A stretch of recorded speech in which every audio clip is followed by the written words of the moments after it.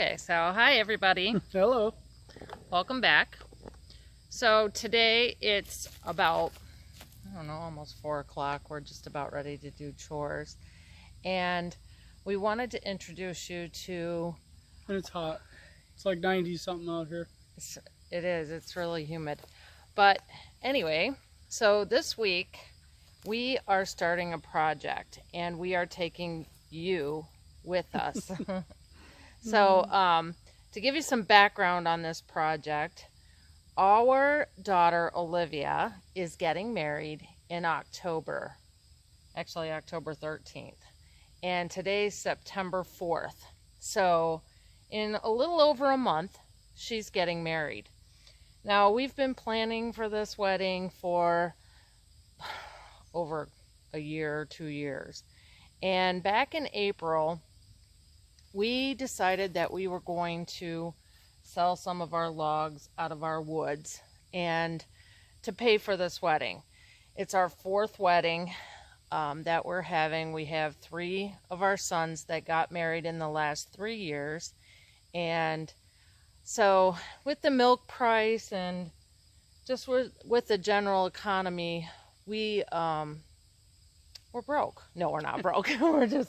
We just decided that we would like to sell some trees out of our woods. Right. So we called a logger, and this was back in April. Yep. And he came out and he looked at our woods. He walked the whole thing and walked all over. And so we have some maples and some black walnut and oak and hickory and cherry, and we have all kinds of stuff. And our woods was logged about 30 years ago. Okay. So, and we've taken some black walnut trees about 10 years ago out of our woods. But other than that, it's been pretty much let to grow. But we should explain to them why we're doing this now, a month before her wedding, or a month and a half before her wedding. We should have been doing it over the summer, and it was an unfortunate deal. The logger that we worked with did not call us back. Every time that we contacted or communicated with him, we would call him or we would send a text to him. We realized he had other jobs going at the same time, but he knew that we were going to use this money for Olivia's wedding. So, a few weeks ago, before he called us back, because Peter and I decided that it's just been too long. Things weren't shaping up. Right. And so we took matters back into our hands as far as this job goes. Right. With the wood. And we're going to walk through some more and just market out our black walnut and see if we can market them out. So, I don't know if they can hear the helicopter or not. But. We always have some kind of,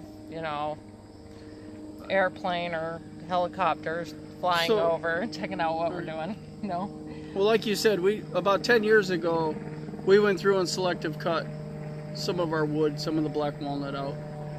And that's about the only wood right now in this area that's of any real value without having to cut umpteen hundreds of trees.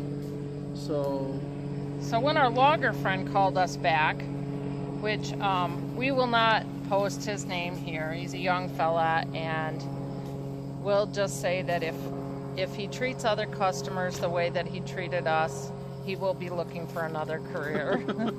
But anyway, we did contact him again and talk to him, and we told him that that was the wrong way to do business. So because he just wouldn't keep in contact, and he kept putting us off and kept saying he would be here at the end of summer. And when you're planning a wedding, So anyway, we'd like to take you. Tell them the solution. We're going to cut our trees. We're going to do it ourselves. And so, we don't have a buyer yet for our logs, but we have contacted some others, especially the one we dealt with before. So correct, and we're hoping to take out about 6,000 board foot. Right.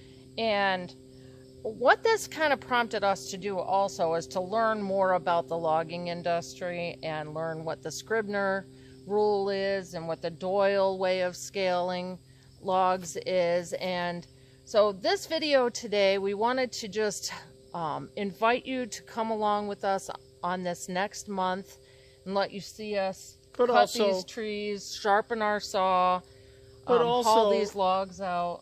Go ahead. We have close to 60 acres of woods. 65. On this farm. And you have to look at it as a crop. I mean, it's also another source of value-added money. If you're going to homestead or farm, we cut a lot of fence posts. We cut firewood out of here. Our boys cut firewood out of here and they sell it. So there's all sorts of opportunities in the woods. And with the dairy price right now, it could be a source of income for some dairy farmers that are struggling right now.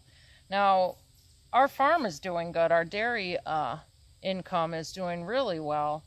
But as far as the fourth wedding, yeah, you know, it does cut into your life. Help. And we will, yeah, exactly. We want to make it nice for her. So, so we invite you, like I said, I'll cut all that part of it out. So I think the most important thing we wanted to tell you today is to come along with us. Yeah. And we'll show you the trees we're going to cut down. Some of them. Some of them. We'd like to see, you know, we'd like to show you how. Well, 10 years ago, we cut 7 trees. We cut 7 really nice trees down out of our woods of black walnut. And they were measurable, marketable trees. They weren't garbage. And we got nearly almost 4,500. 4,500 is what we got out of them. And, so we kind of know, you know, what, as far as veneer logs and, you know, what we would want to sell out of the woods as being good timber. Right. But we're still really learning also. I mean, we definitely never want to think that we know it all. We're really humble like that. But we also have experience in the woods, cutting trees down. Right. Our first farm, we heated with wood. Right. Our first farm, we lived there for 16 years, and we never had a furnace. We had a wood-fired boiler in the basement that was fairly new, and we heated the house with baseboard, hot water. But we'll show you pictures of this house. It was not a small house. How many square foot was it? Was about 2,500 square feet. 2,500 square foot farmhouse. And and when we first moved in, it wasn't insulated. It was. And we didn't like that boiler. It's in good shape, but usually Christmas time or after Christmas. Right. Because we had a Kalamazoo kitchen stove in the kitchen that we used, and one on our back porch in the summer kitchen that we used, and that heated the house up until then. And then when the weather really got cold and windy, because our farm was way out in the middle of the open, it had no trees protecting it, and the wind would just skate across a lot of the open fields and hit that nice big tall house and take all the heat. So for we're today, used to we're used to cutting wood. We're used to working in the woods. Right. And safety is important. So if you are thinking of this and you haven't had any wood experience and you buy land or you have a farm that has wood on it, be safe. Right. And we'll show you some of those safety practices in our videos. And I can also add some pictures of the boys when they were growing up and how we taught them safety. Yep. So, what are you laughing at? Safety practice. Sometimes it's just common sense, you know, don't do that. But the thing that'll get you is the thing that surprises you, that you don't anticipate or expect. You could be doing all the things right and still have an accident, is what I'm saying. Exactly. So but never cut by yourself is probably the #1 rule. Never go out and use a chainsaw by yourself. And I know I told Peter that, kind of jokingly, but in a serious way too, that if we're going to get this done in a month, he's going to have to teach me to use this saw. And I thought that was what you were laughing at. No, I wasn't laughing at you using a saw. Let's see how you skid logs first. I think we'll see how I saw logs. Yeah. And you can skid them. I mean, I have no muscles. You don't need muscles to drive. I can drive. But anyways, we're going to take you along with us on this project because other farmers, you know, other people, all of you out there that are interested in making a little bit of money on wood will benefit from watching this next series, huh? I hope. I hope. Let's hope we can find a buyer for these logs. There's buyers out there. We just have to find the right buyer. Right. So one that pays the most. yeah. So I'm going to turn this around and we're going to walk down in the woods and we're going to show you a couple of veneer logs, a couple of the trees we're thinking of cutting, and that'll get us started. Then I'm gonna, tonight, before I post this video, we want to show you the saws that we have that we'll be using, the sharpener, maybe Peter will sharpen a little. We've spent the day today gathering everything that we're going to need for this project. Some of the stuff we need for the project. We're also putting a dinner on with our Grange this week, so we got some groceries for that. But we're really gearing up to get this project done in the next, we'd like to have all the logs cut in 2 weeks. And if you see me dancing around here, there's like ants crawling up my legs. You see them? So gnats. We're gonna I'm gonna turn this around and we're gonna. I see a lot of firewood laying out there we have to pick up. Okay, I'm gonna turn it around.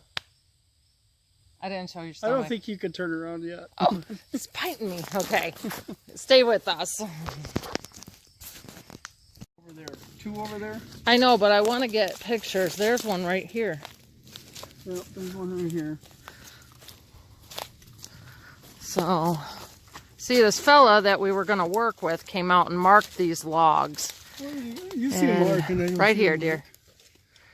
I'm colorblind. Right there. But we're going to show you no faces. It's a nice looking log. But, you know, we can cut above that. We have a small face right there, which is very terrible. So you're going to cut it really low? And what we mean by faces, anywhere where a limb used to be and it came off, that's considered a face. You can see this mark here where the tree was damaged by something. And there's a face on that log. So, we have one right here, dear. Over here's another little face. We might be able to have the buyer tell us where to cut that. Right. What I would do with this log is cut it down and leave it full length and let him tell us where he wants it cut. Because, well, they say you go by breadth. This one's easily 16 inches on the inside. Easy. Outside to outside, not counting the bark, it's probably 20. I don't know. I just put my arms around it. If I can't, go ahead, get the poison ivy on the side. Put your arms around it. Let me see if you put your arms around it. Around with the poison ivy. Why? That's not poison ivy. I can't reach it. You can see. Okay. That's a pretty good hunk of a tree right there. Nice tree. Yep, I think that one's gonna. Definitely marketable. So we're gonna call that one. Now here's the other thing with black walnut. You want to cut as low as you can. You want all this stumpage right here, as much as you can. And you really don't want to cut a notch into the log. You want to cut the notch up into here. It's very tricky to take them out right and have it safe too. And then we're going to have to... This one looks like it's leaning to the left really good. Okay, so it's going that way, which... This is a really nice maple here, but we're not going to take that. I'll just show it to you. So we're not going to completely clean our woods out either. So we've got a lot of young growth. Here. These are shagbark hickories, young ones.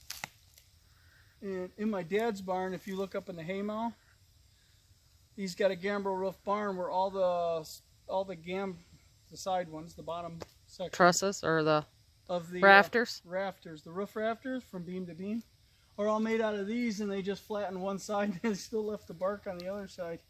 And we know that barn was built back in the 1870s, 1860s. So I'm just going to do like a little pan view to show you that we've got a lot of young trees, some hickory, some maple. And some other trees. And some other trees. This is a mother maple. So we're just taking you down a path that we kind of maintain in our woods. And we have paths actually throughout all of our woods. like this one that we pasture the heifers down here. You can see we're coming on a fence. And then we also brush hog. Sorry to walk through. Just don't forget to put it back up. Well, actually, we don't have to because they're not out here. Okay. I can roll it up. That's fine, but we have to milk, so let's kind of hurry. No, I thought that was another one over there, but it's maple. That was a nice black walnut, though. That is two we found so far, plus this one in the... Oh, look at this nice cherry. It's not quite big enough yet, but it is a nice straight cherry. Well, we'll mark it down and remember it. Okay, so these are some of the trees we tapped down here also, not the cherry, but the We've got another one maple. over there, but it's too small. Yeah, that one's too small. What we're going to take you right now to is where our waterfalls is in the spring. You'll be able to climb all the way up through there. I want to. Let's see what we can do. Through there. That's We're not going to be very long. This tree came down because I know where the path. Okay.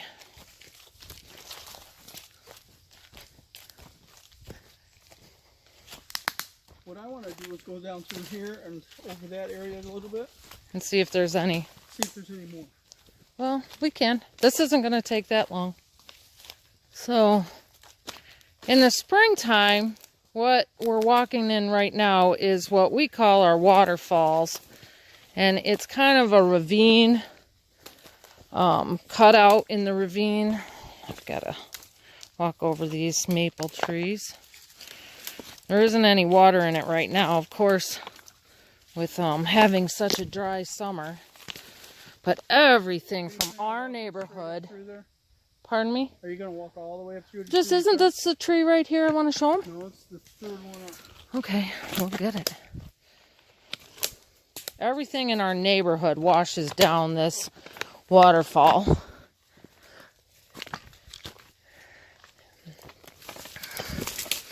There is so much garbage, and just to give you an idea, I'm gonna just show you the top of this little ravine. And in the center of this waterfall area, I'm gonna let Peter go ahead of me so that you can be able to see the size of these trees and the height of what we have to hike up. It's just a really beautiful part of our farm. These washers, they were here when we moved here.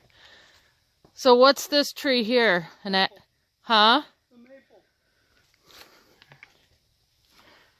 That's the black walnut up there.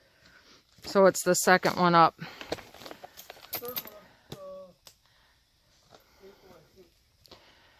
I thought it was the third one up.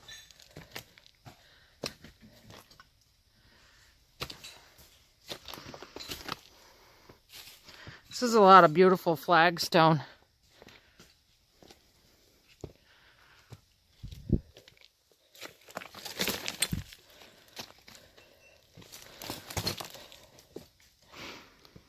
Most of the time when I come down here, I will have a fence post in my hand. And here's another plow point here. That's a point, yeah. You found the whole plow? No, it's a standoff of a light or something. It had rollers on it.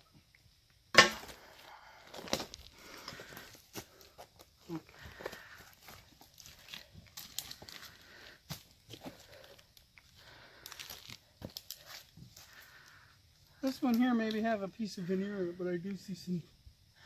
I see a couple of faces. Yeah. But put your arm around this one and let me see how big this one is. I'm going to have to get up there so you can see me. Okay. That one's actually a little smaller than that other one, but that one's still a nice log. This one's a nice log too. I'm going to come up here and we're going to take a look right up the tree. This is a tall tree there. It's easy 45, 50 foot tall. So there's another couple black walnuts just like this one up farther in this niche of a ravine. This is one of Peter's and my favorite places to come down and hike, especially at this time of year. It is. It's just really beautiful. Oh, when the water comes down here where we're standing, we'll have like 2-3 foot of water right here. And it's just rushing. Yeah, it rushes. So this tree inevitably anyway will be uprooted and come out of here. But it needs to come down. You can see where all the roots are exposed now here. So there's a couple of our trees. Another maple there. And we just want to invite you to stay with us in the next couple of weeks. We will make this a series and we'll try to get you footage every day of what we're doing. Huh? Yep. So we want to thank you so much for subscribing. We are super, super excited that we've hit 500 subscribers. And that's all because of you folks. So I thought that's what that was. if you haven't subscribed yet, we're going to ask that you do that. We still have no idea where this channel's going, but we're just super, super pumped about all of you guys that interact with us, and we just feel like we've made such a wonderful community and new friends and people that we're really starting to cherish. We want to thank you so much. Huh, Peter? Yep. There's a lot of glass down here, too. And what I just found right here was the old... Coulter? No, the old sharpening stones. Oh, yeah? Sharpening axes still has a handle on it and everything. Let me see. Like, this is seriously a, just a treasure trove. Of old stuff. Of old stuff. Oh, get out. It is. It's a sharpening stone. See that down in there? I bet we could... Yeah, I bet you the whole entire plow's down there. Unbelievable. So cool. I bet you that steel's even harder than some of the plow points we have on our plows now. They're But worn look down at that. pretty good. Can you like brush off some of I that? tried to here, but I don't want to get my hands cut because you can see the soaking glass in here. But oh, look at that. There's an old crock. Oh, that is so cool. Look at that. Right here you can see the handle. I could totally see that. That is so cool. We're going to have to dig that out. We are going to have to be like, do a dig here. So, all right, everyone. This is probably going to be it for us for talking on this video. Let's just show them the plow points I just found right here. I did. Isn't that cool? 3 of them there now. 2 are off of one type of plow. And they're I don't know 3-hole. what type of plow that is. Or one's a 2-hole, or is there a 3-hole in that one too? There's 3 holes and then 2 holes. All right. Well, I'm sure we'll find the rest of the plow. Look at this. I even see something else down here. What is that? I'm sorry. There is 3 holes in there, isn't there? There's 3 holes in that one. I didn't see the hole there. These are all off the same style plow. That's pretty cool. Whether it was a 1-bottom plow or a 2-bottom plow out here, it was an old plow. So, this is, like I said, this is just so much fun sometimes to walk down through here and see what gets unearthed. Because every year there's more and more that either comes down from above or comes up from the, down inside the rocks. So, all right, well, we're going to let you go for now. We got to get our milking done, get the cows out, and then hopefully I'll get this video up for you folks. All right, thank you so much for watching. Please subscribe if you haven't. I usually don't like to ask that, but the more the merrier, huh? Yep. Okay, have a great night. Have a great day.